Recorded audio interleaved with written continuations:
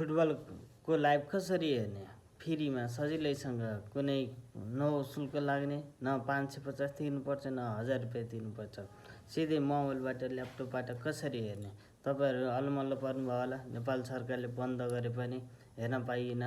भनेर सोच्नुभयो होला तर चाहिँ यो मजाले हेर्न पाइन्छ तपाईँले यो लिङ्कहरू साइडहरू चाहिँ यसमा न पैसा लाग्छ न केही लाग्छ हैन ढुक्कले मजाले हेर्न पाउनुहुन्छ यसको लागि चाहिँ स्पोर्ट सर्च गर्नुहोस् तपाईले चाहिँ यसमा चाहिँ यो फ्री लिङ्क साइट छ यसमा मजाले एचडी क्वालिटीको हेर्न पाउनुहुन्छ इङ्ग्लिसमा छ हैन म तपाईलाई चाहिँ लिङ्कहरू सेयर गरिदिन्छु अर्को चाहिँ एलएलआई फुटबल यसमा पनि अझै पनि राम्रोसँग चलिरहेछ हैन तपाईले त्यसमा चाहिँ अलिकति राम्रोसँग एडहरू चाहिँ बढी आउँछ त्यसको लागि चाहिँ तपाईले राम्रोसँग हेर्नुपर्ने हुन्छ तर चाहिँ अर्को चाहिँ अब यसमा चाहिँ मजाले एचडी क्वालिटीको आउँछ तपाईहरुले अलि यसो पाउनुहुन्न हैन तर इङ्ग्लिसमा पनि मजाले आउँछ हैन यसको लागि चाहिँ